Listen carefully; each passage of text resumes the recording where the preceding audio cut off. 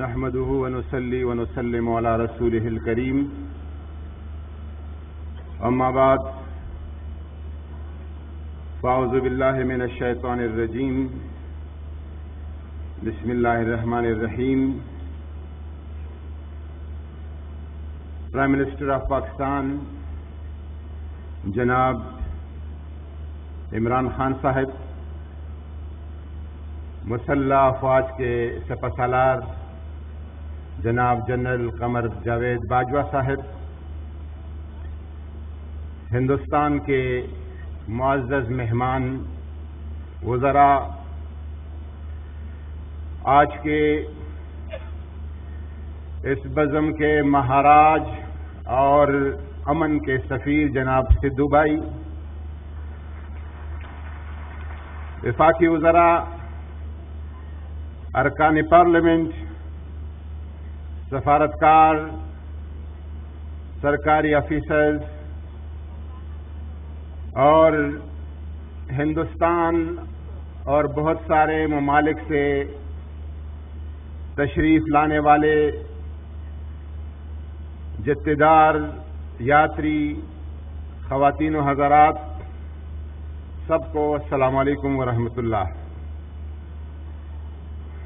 آج ہم تاریخ کے ایک بہت عظیم شخصیت کے اس یادداشت اور یادگار کی جگہ پہ کھڑے ہیں جہاں پر انہوں نے زندگی کے 18 آخری سال گزارے اور یہیں پہ وہ دنیا سے رخصت ہو گئے. میری مراد جناب بابا گرو نانک دیو جی مہاراج ہیں.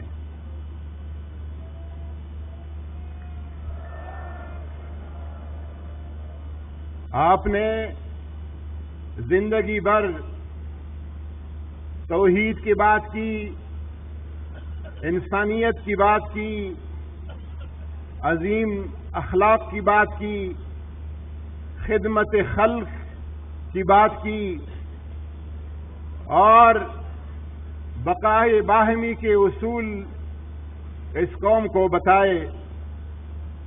آج ایک بہت بڑا تاریخی اقدام ہونے جا رہا ہے اور پرائم منسٹر صاحب، آپ پاکستان کی جو امن کی طرف سفر ہے، اس سفر کا ایک اور سنگمیل سر ہونے جا رہا ہے. میں یہاں پر اگر سدھو بھائی اور ہمارے آرمی چیف کی تاریخی جپی کا ذکر نہ کروں تو مناسب نہیں ہوگا. اخلاص اور محبت کی اس طرح کچھ اور جپیاں ہو جائے تو ہمارے بہت سے مسائل حل ہو جائیں گے.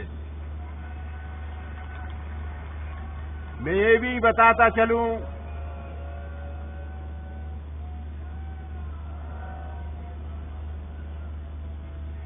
بتاتا چلوں کہ پاکستان اقلیتوں کے لیے محفوظ ملک ہے اور نیا پاکستان، عمران خان کا پاکستان، بہت ہی محفوظ ترین ملک ہے.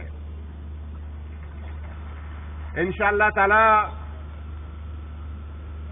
ہماری حکومت کی طرف سے ایویکیو ٹرسٹ پراپرٹی بورڈ متروکہ وقف املاک ایک ادارہ ہے جو کہ سکھ اور ہندو شرائنز کی خدمت اسی کی ڈیوٹی ہے.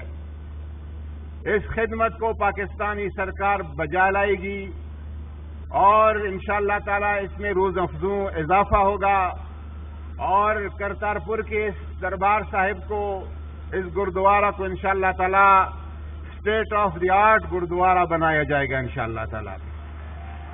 میں گفتگو کو طول نہیں دینا چاہتا. ہمارے معزز مہمان جو ہندوستان سے آئے ہیں وہ بات کریں گے.